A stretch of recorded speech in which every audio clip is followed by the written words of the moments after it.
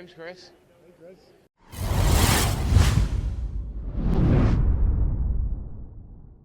And you are? Diamond Dallas Page. Okay. So, what have you been doing ever since you've been out of wrestling? Blown up DDP Yoga. It's the goal is to become a household name, and it's on its way. About 5 years ago, I knew that what I'm doing with DDP Yoga was actually going to overshadow my wrestling career, and it started to happen. Today DDP is the new Jack LaLanne. For those of you who know who Jack LaLanne was, meets Tony Robbins meets straight Richard Simmons. Right. Help a lot of big people. Okay. All right. And are you still following wrestling today? Yeah, I follow it enough to know who the new guys are coming up, and who I like to watch. Like Randy Orton's still one of my favorites. Big fan of Bray Wyatt. I like the way they're pushing the new big Amazon dude. Friggin', I love how they're pushing him. I stay involved just enough to know who's who. Right. So if I were a wrestler, or if somebody else were a wrestler coming up, and they wanted to be in the same like TNA, WWE, what would you tell them?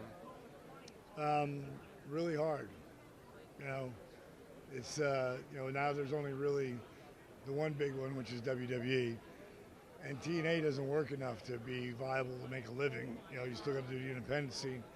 So I would tell anybody who wants to get involved in wrestling, you really should be at a spot where you can't live without it. If you can't live without it, then you should do it.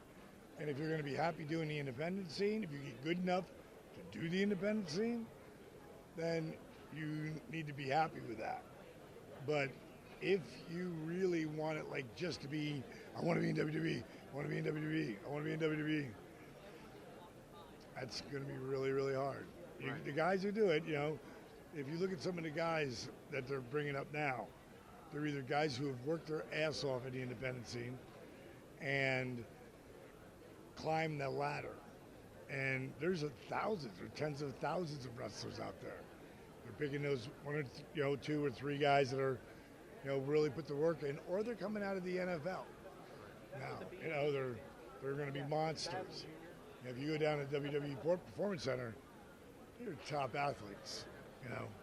What are one of the wrestlers that you really liked working with back in your career that you can really think about that you have had the most fun with, a big blast with, and doing things with? Well, I would say that Randy Savage was my favorite feud.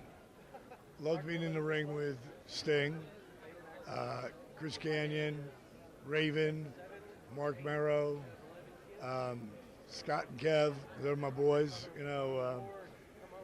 I liked being when I was in there with Goldberg. It was fun. Hulk, of course, was the man. So getting to be in with him and draw some pretty big money with him was a lot of fun too. So, I lived the dream, man.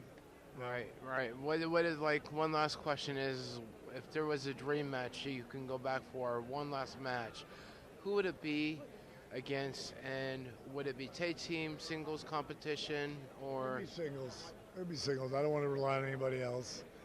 There's two matches I would love to go back in time to do, and one is People's Champion versus People's Champion against the biggest star in the world. I love that The Rock is the man. He's the biggest star in the world, and he's one of us, and we're real proud of him. I also would have loved to work with Randy. Diamond Cutter versus RKO. Natural. I thought for sure when I showed up at the Rumble last year or 2 years ago that when I dropped that third guy, the next guy that was coming down was Randy. But he wasn't even in the building.